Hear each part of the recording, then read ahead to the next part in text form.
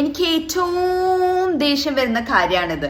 ചില ആൾക്കാർ പറയില്ലേ, ഓ ഞാൻ അവനെ മാറ്റിയെടുത്തോളാം, ഞാൻ അവളെ മാറ്റിയെടുത്തോളാം, അല്ലെങ്കിൽ കുറച്ച് നാൾ കഴിയുമ്പോൾ അത് ശരിയാവും.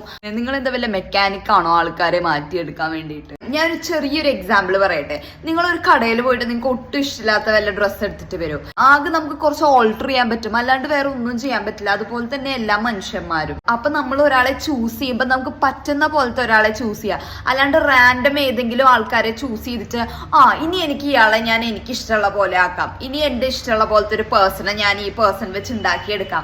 ഇതെന്താ, നമ്മൾ മനുഷ്യനും അല്ലാണ്ട് ദൈവമൊന്നും അല്ല. എനിക്കുണ്ടല്ലോ ഈ ആൾക്കാരെ മാറ്റി ഞാൻ എടുത്തോളാം എന്നുള്ള ആ ഒരു വലിയ ജീവിതത്തിൽ ടാസ്ക് ആയിട്ട് എടുത്തിരിക്കുന്ന ആൾക്കാരുണ്ടല്ലോ, സ്വന്തം ജീവിതമാണ് നശിപ്പിച്ച് കളയുന്നത്. ഞാൻ ഉള്ള കാര്യം പറയാം, വേറെ ആരും നിങ്ങൾക്ക് പറഞ്ഞു തരാൻ പോകുന്നില്ല. നിങ്ങളുടെ ഫ്രണ്ട്സ് പറയുമായിരിക്കും, അല്ലെ പറയാണ്ടിരിക്കുന്നുണ്ടെങ്കിൽ അവർ ഉള്ളിൽ പറയുന്നുണ്ടാവും. കാരണം അവർക്ക് നിങ്ങളുടെ മുഖത്ത് നോക്കി പറയാനുള്ള പേടി കൊണ്ടാ. പറ്റുന്ന ഒരാളെ നോക്കി അങ്ങ് എടുക്കുക. എനിക്കറിയാം കുറച്ച് ഡിഫിക്കൽട്ട് ടാസ്ക് ആണ്, പക്ഷെ അത് നോക്കി കിട്ടുകയാണെങ്കിൽ മാത്രം എടുത്താൽ മതി.